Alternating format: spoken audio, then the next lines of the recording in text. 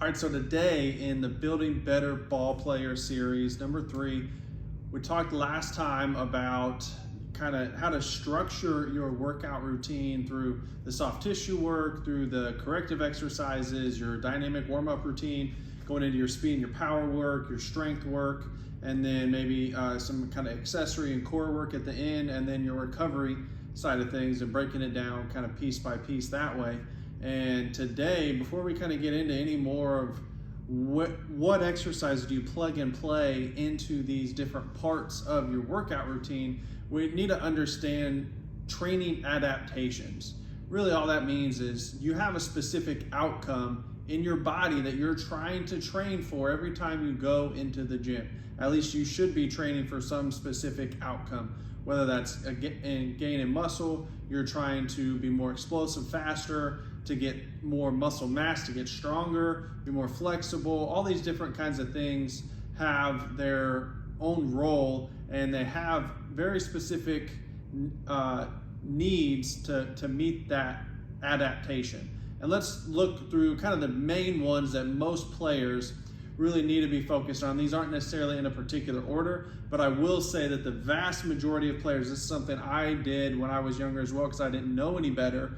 I was focused in this first category, which is muscle hypertrophy, which is really just about increasing the size of the muscle itself. That doesn't mean that you're able to produce more force, that you're able to produce it at a faster, quicker level, that you're gonna run faster, etc. This is just pure muscle size. Think bodybuilders. There's a reason bodybuilders are not high-level athletes when it comes to these power sports. Now they're high-level athletes in their own sport because bodybuilding is 100% its own sport. But when we're talking about power output, when we're talking about speed, when we're talking about strength, they're not training in those realms. They're typically training, and we're about to show you right now, in this kind of medium to higher end threshold, if you will, really just focusing on the pump. They're doing isolation exercises, one body part at a time, not training the body for movement, not training the body for the flexibility piece, the fascia side of things. There's a lot to it, but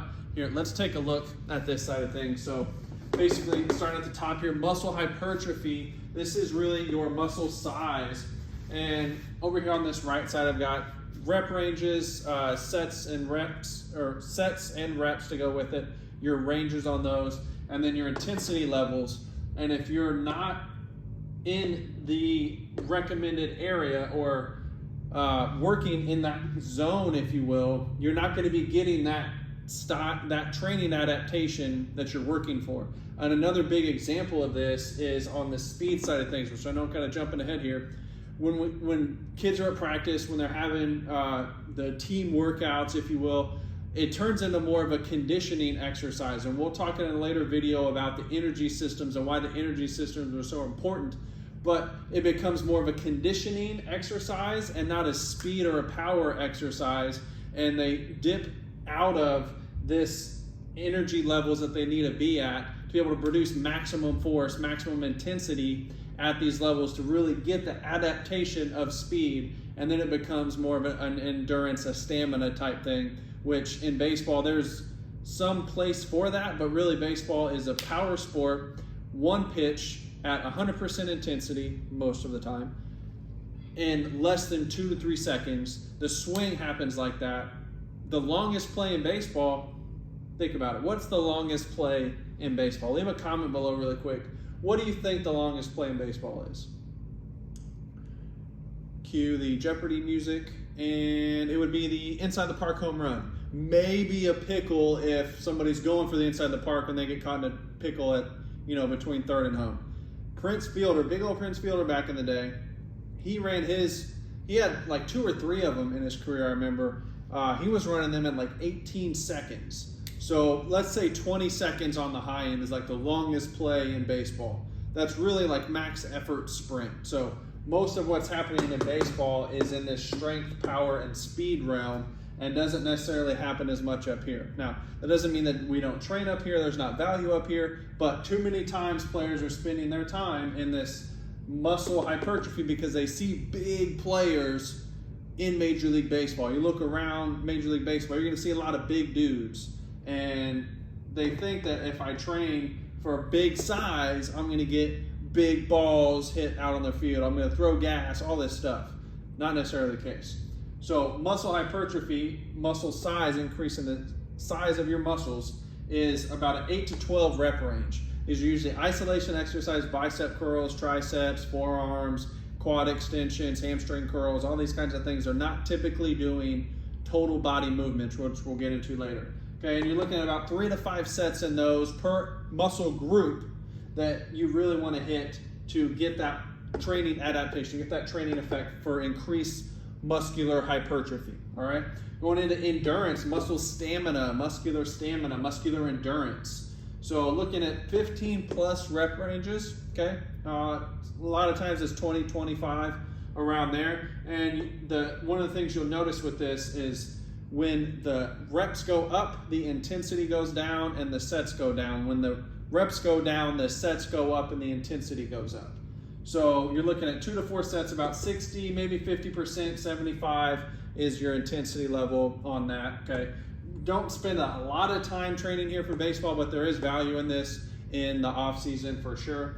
The strength side of things, okay, this is where guys get messed up a lot. They're thinking, oh, I'm getting stronger by adding muscle mass, which is not the case. We're talking about how much force are you producing, and this is absolute versus relative. So what that means is, at my size, at 210 pounds, how much can I squat, for example, all right, compared to Jose Altuve, right, relative to our body weight.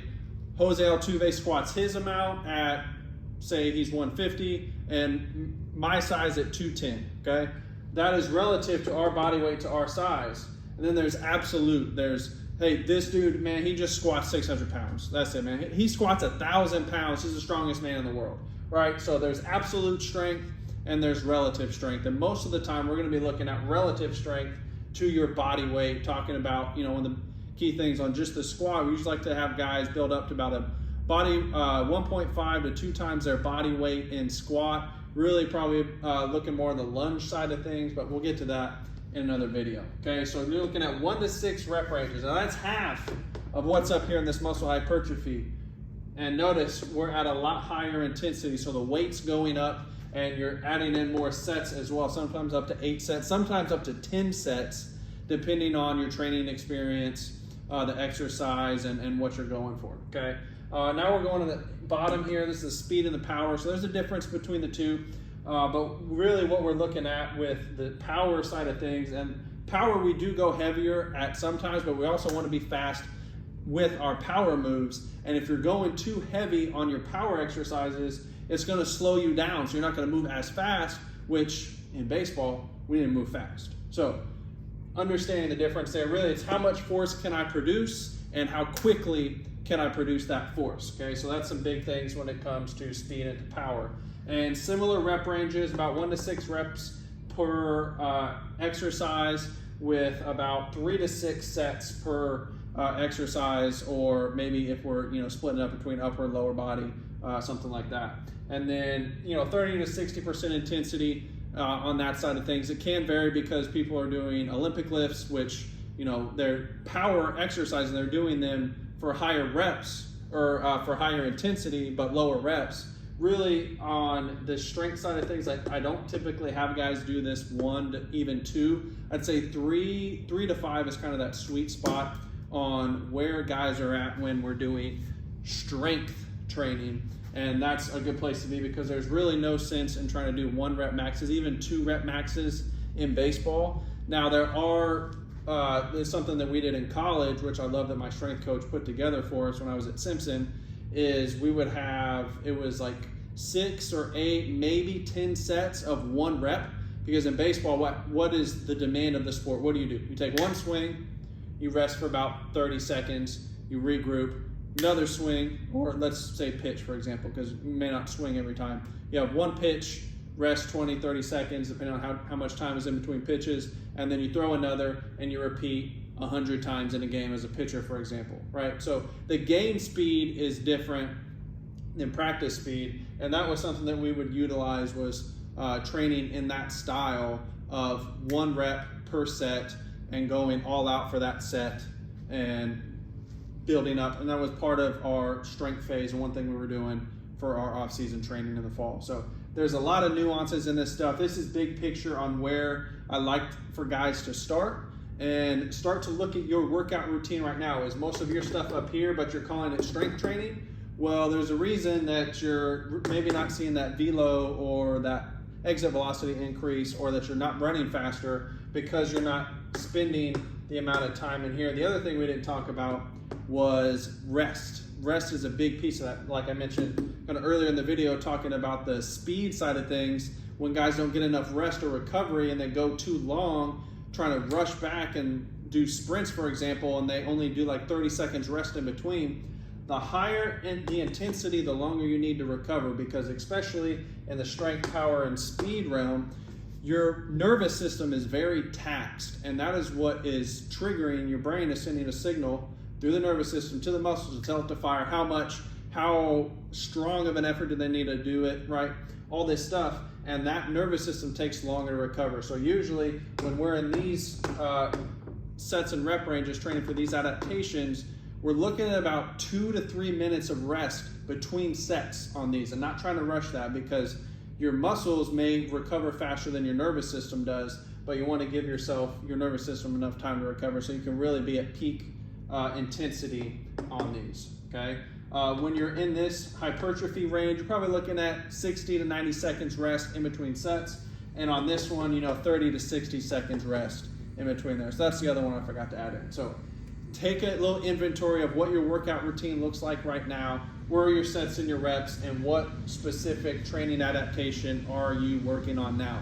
We'll get to more of the specific exercises that go into these in the future and all that great stuff. So as we go through this series, by all means, please leave comments below with the questions that you have, what resonates with you, or what you're doing in your program. You're like, oh man, I saw that video, that made a lot of sense, I made this change, and this is where it's helped me. So start with this, let me know where you're at. I look forward to talking to you guys soon.